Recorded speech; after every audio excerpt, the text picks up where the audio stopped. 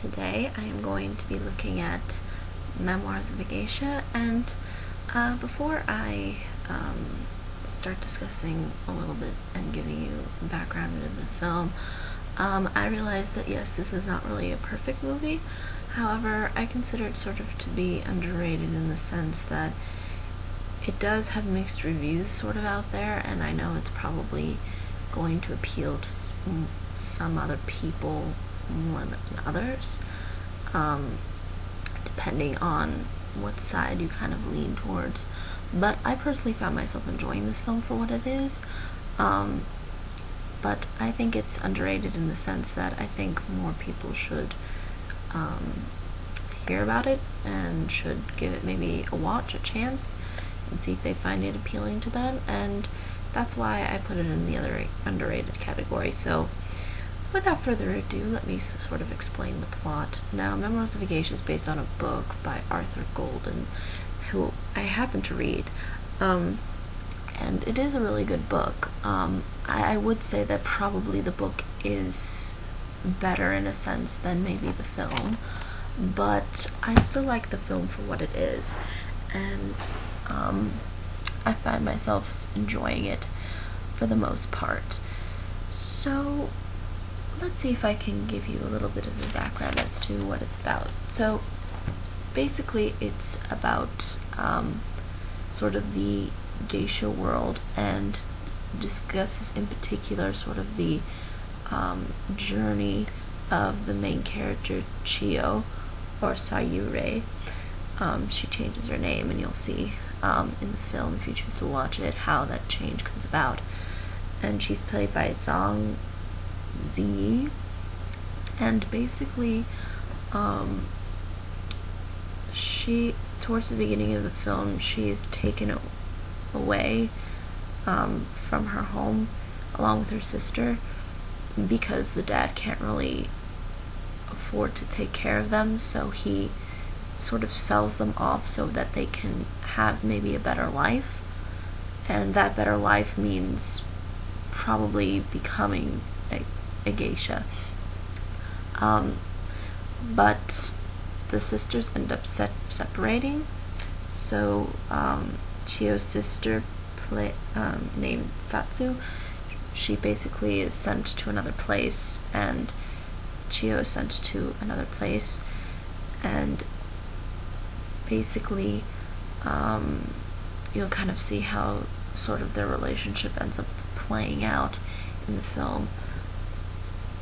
But for the most part, what this film really does more focus on is Chio and sort of like her journey into becoming a geisha, because basically what they do is they take these kids who are at a really young age and they teach them to be geishas.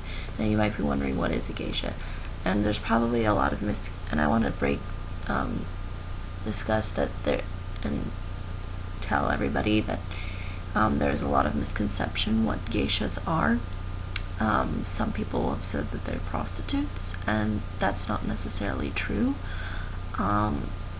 Geishas are meant to be traditional female Japanese ideal whose skills include performing various Japanese arts such as classical music, dance, game, and hosting. So they're not supposed to really give themselves really to men. That's not really the point. The point is to entertain people. In particular, go to parties and events and kind of be performers sometimes, and sort of be like kind of the life of the party. You're supposed to sort of show your presence there and make yourself appealing to people. That's kind of the whole point. And it's sort of treated as a competition, as you'll see, which is really a major bulk and really part of the movie that I find to be the most entertaining. And this competition basically involves Chio, who's going through a transition into becoming a geisha, and one of her younger counterparts named Pumpkin, who's played by Yoki Kudo.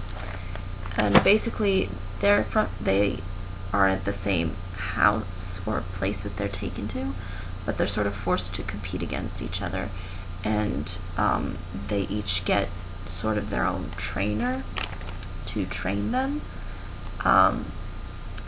and you'll see sort of the antagonist in this movie is Hatsumomo, played by Gong Li, and basically she's just really, you'll really see, she's an interesting character, but she's really mean.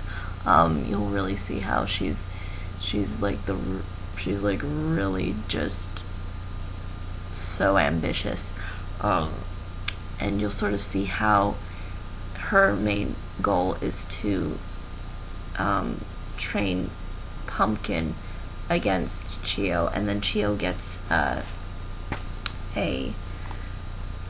trainer, and her name is Mamiha, and she's played by Michelle Yeoh. So basically, it's Chio and Mamiha against Tatsumomo and Pumpkin. And basically what they're competing for is sort of a kind of power game. The idea is that this place that they're staying at is an estate, and it's really run by Okasan, who's played by Kaori Momoi, and basically her goal is to give away the estate. She's in charge of the estate, this character, Okasan, and basically she wants to give it to the person who will sort of best serve sort of this geisha type-ish world, and kind of give it to the person who she feels deserves it. And this person can either be Chio or Pumpkin. But Hatsumomo, it has a real big influence on Pumpkin, so basically if Pumpkin would win, Hatsumomo would basically be calling the shots, and she would have all the power. So it's kind of like a power struggle, and the way they play this game is that is by them reaching out to clientele, to the people that they're supposed to entertain, and they're supposed to show that they like, and in doing so you kind of get a real deep sense of the culture of this kind of geisha world. And this is another reason why I really like this film, is because it's kind of diving into this sort of different world, and for the most part you kind of see how this competition sort of plays out between the two teams. And then also there's another part of this film that's also important to note, and you might have heard of this man. He is a famous, I believe he's Japanese. His name is Ken Watanabe, and he basically plays the chairman of the film. And basically the chairman is kind of like Chio's sort of kind of inspiration to become a geisha, because towards the beginning she's very, just being taken away by her home and then splitting away from your sister, that's probably not gonna make you want to suddenly, say, hey, you know what, I guess I'll just go and be a geisha now. And you kind of see her as a young kid kind of struggling with that, and then you see how the chairman sort of comes into her life and kind of inspires her to become a geisha and become part of this world, and that there is like a possibility of a future that she could have in becoming a geisha now that she no longer has all of these other people like her sister and her family within her life. So you kind of see that play out well, for the most part. And the acting is very good as well. I think the acting is really what does the film a service. The cinematography is really nice too. And I think it did win a few Academy Awards, but I think it was just put under the belt compared to all of the other ones. And I think it's interesting to have, different actors than I usually see. And it's kind of nice to see foreign actors performing, and performing in English, which I think is really good, and I think it's nice to have that kind of cultural aspect to it. So that's another reason why I really find myself enjoying it. And basically, Chio kind of develops sort of a crush on the chairman, and you'll kind of see how they ends up playing out, because he ends up going to a lot of these events, these parties. He is kind of well known, and you do see him when she meets him, he's hanging out with some geishas. So he's basically a sort of a significant part in that world, so to speak. So you'll kind of see how how these things sort of all play out within the plot, and what happens really with the relationship as the plot progresses. And you also have to understand this takes place sort of pre and then during and sort of after World War II. So there is a point where the plot kind of has to gear itself in another direction, and you'll kind of see how that part of the plot carries towards the end of the film. But what takes up really the majority of it is that kind of, I think, competition. And then the other part is basically Sayuri having to go back sort of in becoming a geisha again once the war is over, because when the war is happening, everybody has to sort of evacuate.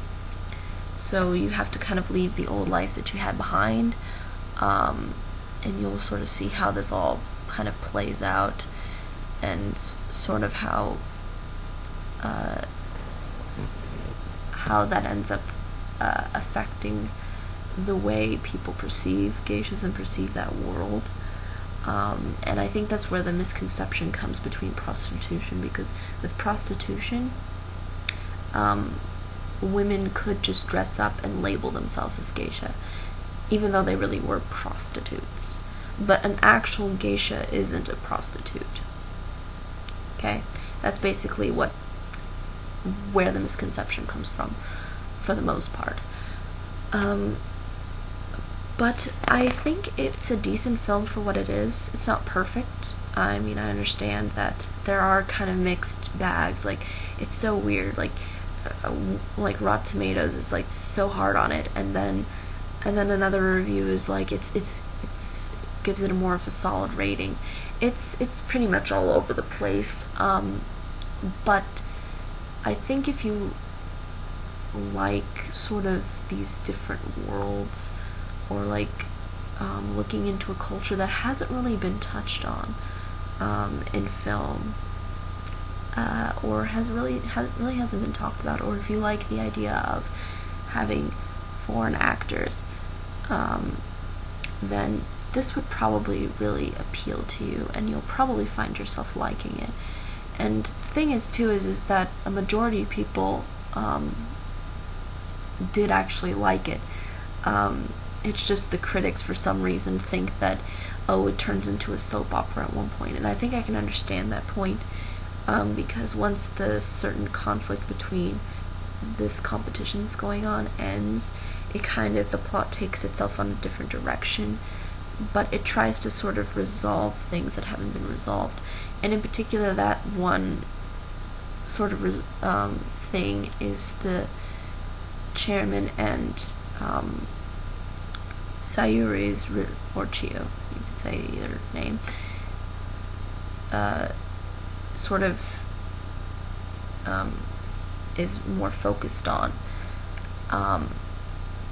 And I think that's it pretty much plays out sort of towards the book, but the book I think is a little bit more detailed, and maybe it doesn't really try to gloss maybe things. I think the book tries to maybe give just more in-depth things because it's a book and it's capable of doing so. Again, it's not the best film towards a book, but I really like what it's doing and how it's trying to get people into this world visually, and I like how everything is sort of set up, and the costumes and all those things. I think those things are just really cool to look at, and I think it's really cool to see sort of the character's journey, and you do kind of see her grow, and you grow to sort of like her. But for the most part, I mean, I understand that the sort of a certain aspect of it towards the end may be a little bit too soap opera-y for some people, because again, it's kind of focusing on tying something that hasn't been sort of resolved, which is sort of her and the chairman's kind of relationship. But for me, I don't really mind it. I don't mind if they do that. To be honest, I don't think that really damages the film in a way. Are there maybe some moments where it can be a little bit, cheesy? Well, yeah, it's kind of how it is. But I don't think so overly blown cheesy. I mean, I think it's a very artsy film. If you like artsy kinds of things and artsy kind of films, this will probably appeal to you a lot, because there's just a lot of art and there's a lot of kind of things that they show through the visuals, especially with this kind of world that they create. But I personally enjoyed it, but again, everybody's going to probably have a different opinion on this movie, but I personally put it as underrated because I think that it's just something that people should just look more into. And again, the novel is pretty famous, I believe. I mean, it's the novel, I think, is really well done. I really like how the author writes. The author writes really eloquently. But again, there are some differences between the two. But for the most part, as far as a filmed adaptation goes of it, I find myself really liking it, and really finding this world that they kind of create interesting. And I do kind of like the characters. I do find the characters interesting at times. Even Hatsumomo, who I think is like really just so ambitious, so self-centered, but you do kind of see how, in a way they're sort of all the same, because they're all trying to accomplish the same thing, and it's sort of like, being on top. They want to have stability so that they can survive sort of in this world that the movie tries to create. So for the most part, I enjoy it. It's probably not everybody's film. It probably won't appeal to a lot of people, and probably that's why. But personally, it appeals to me, and I think if somebody hasn't heard of it, I think that they should maybe take it into consideration, or at least maybe read the novel first. I even encourage people maybe to just read the novel before you read the book, watch the movie. I haven't read the novel in a while, so I can't really say, but I know that the novel does kind of go a little bit more in depth, and maybe provides with sort of a different ending, and has maybe different sort of ways of presenting sort of the plot and the characters. But for the most part, I think the ideas within both of the works is very reminiscent, and you will get a sense of the sort of messages throughout both works, and I think that's still there. And I think if a movie can carry that, then it's a decent adaptation for the most part. But again, I could be wrong. There's probably tons and tons of opinions out there, but for me, I enjoyed it. I'm not gonna lie, but may not be the most appealing to some.